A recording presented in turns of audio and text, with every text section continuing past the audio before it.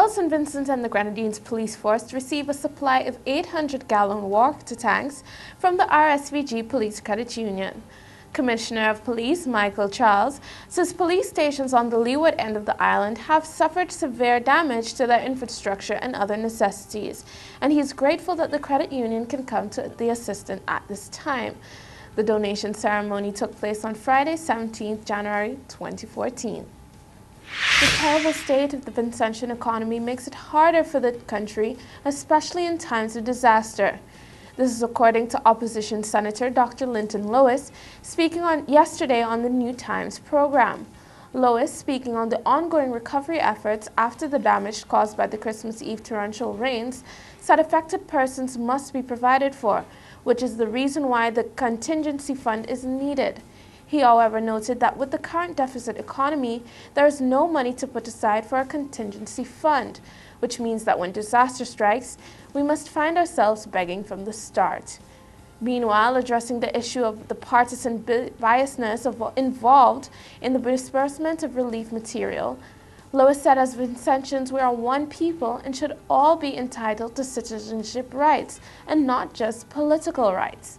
He said the nation should not be divided, adding that we cannot be a nation-state with the divisiveness which currently exists.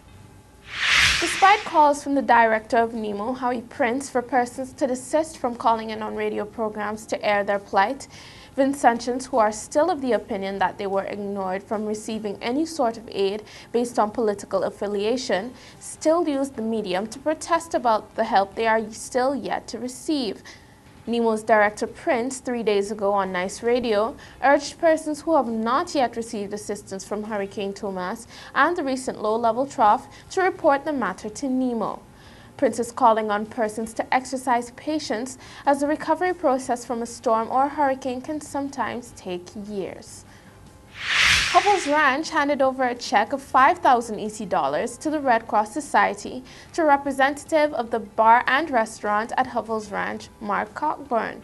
He said the money was raised through a fundraising dance in times of need and times of crisis. Cockburn noted that what happened on the 24th of December 2013 brought togetherness and a helping hand wherever possible, and explained that the Hovels Ranch duty to society is to give back where it makes, and thanks the people who contributed.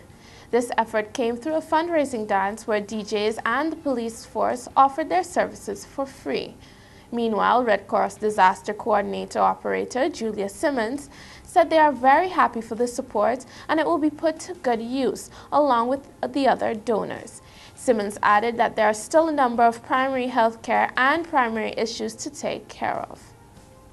More news coming up after this break.